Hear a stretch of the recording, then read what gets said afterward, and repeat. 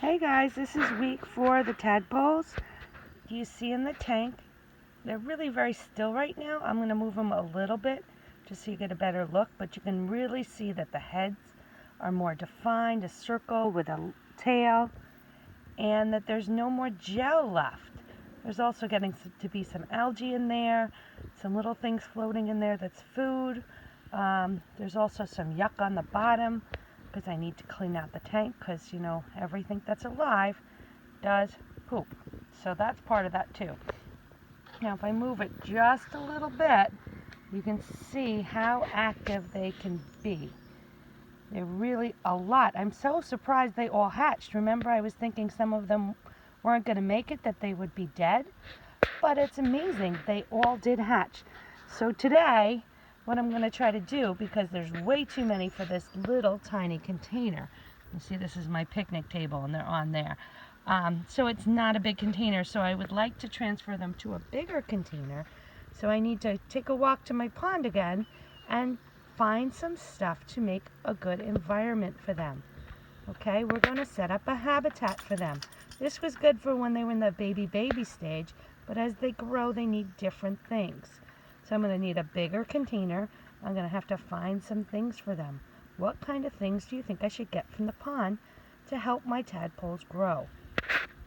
Remember, if we take things out of their environment and try to set up a smaller place for them to grow and live, we need to go back to their environment where they came from and find some things that make them happy. Did you guess maybe some grass or plants that grow near the pond? Maybe some rocks that might be in the water for them to hide? Because remember, if they're in the pond, they need places to hide from predators. So right now, their only way to hide is to pretend that they're not alive. You see how when I'm not moving, most of them are staying very still. And also the plants and things provide food for them. Being outside, bugs come and lay eggs in here. So if you see, there's some small larvae from the bugs, and they'll eat that stuff. That becomes their food. I can also feed them fish food. They'll eat some of the plants that are in the pond. But it's amazing how these things have changed and have survived. Pretty cool, right? So the next part of this video will be down by the pond. Hey guys, we're back at the pond. I don't know where our geese went. We can't find them. We looked all over.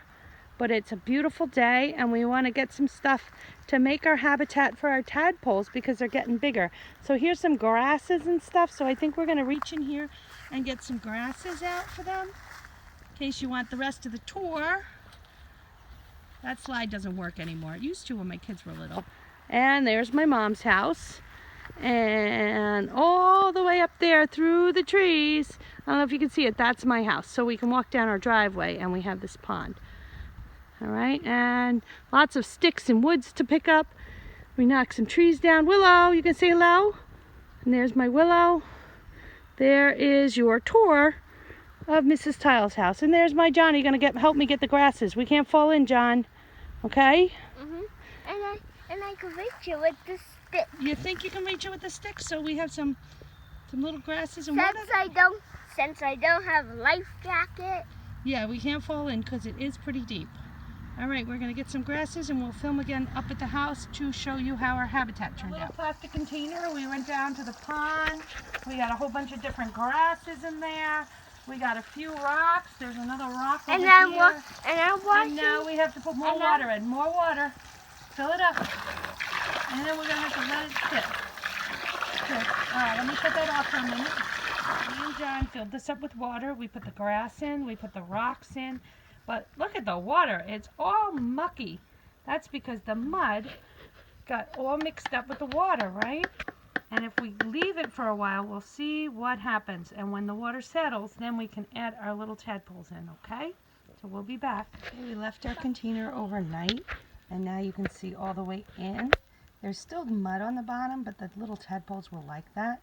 So we have some seagrass, I'm not sure which kind, and some mint leaves. You can even use those to flavor things if you want.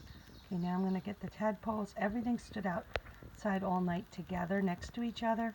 And we're going to pour the tadpoles in so the temperature of the water is the same so they wouldn't get shocked. Because they're very little creatures and you can't shock them by putting them in too hot or too cold water, because then they would die. All right, I had to give a few minutes for the mud to settle a little bit, but hopefully you can see them in there.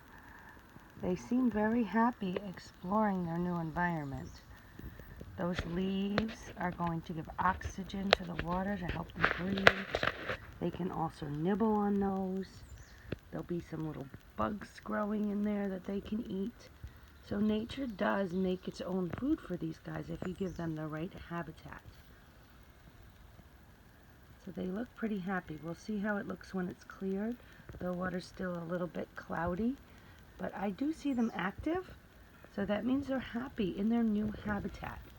Now if you look at this and you went to the pond and look at the pond, it looks very similar.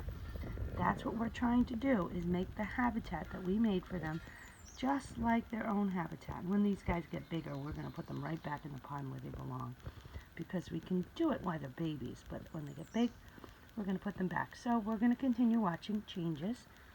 Change is happening. I see their heads look a little bit bigger. They're still tiny, but they're growing and they're healthy, and that's what's important.